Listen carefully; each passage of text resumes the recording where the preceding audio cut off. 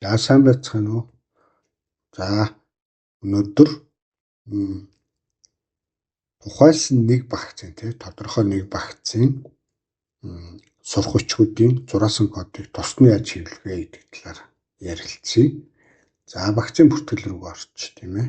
За эндээс одоо ингэж шинэ харж байгаад за жишээ бол за энэ 11 дугаар ангийн 24 оны сурах хүч байна тийм ээ. Дотроо нэг багц нь 16 сурах хүчтэй тийм ээ. За ийшээ ороод за жишээ нь 23-ын 1 гэж багц байна тийм ээ. За 23-ын 2 нь ч байсан болно тийм ээ. За зөвхөн энэ багцаа 16 сурах хүчийг яаж хэвлэх вэ гэж. За багцын кодон дээр холгоныхаа баруун товчийг дараад зураасан код хэвлэгч жагсаалтанд оруулах гэх команд өгчнө. За тэгэхээр энэ багцын одоо бүх сурах хүчүүд нь хэвлэгч жагсаалтанд орчиж байгаа. За үүний дараа сурах хүчийн бүртгэл хэсэг рүү ороод бүгдээрээ багцын нэгжийн код гэдэг байгаа. Шүүлтүр дээр.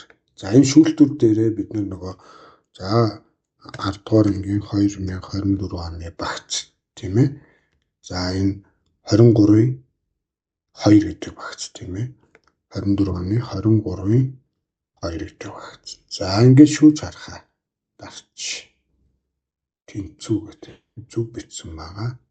10 дугаар биш 11 дугаар.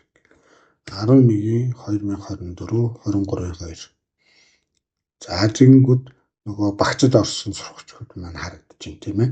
За нэг үрдсэн бүртгэл рүү н орохоор яг нөгөө 16 сурах хүчиг маань хэвлэгч жагсаалтанд орсон гэсэн тэмдэглэлтэй байж байна тийм ээ. За би шүүлтүр дээр хэвлэгч жагсаалтанд орсон хэсгийг тийм гэдэг нөхцөлөөр нэмээд тавьчих. Ингээд шүүж харах гэдэг.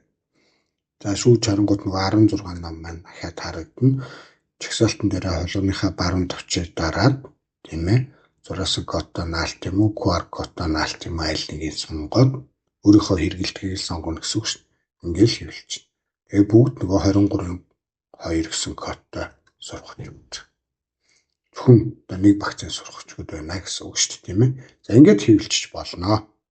За амжилт хүсье.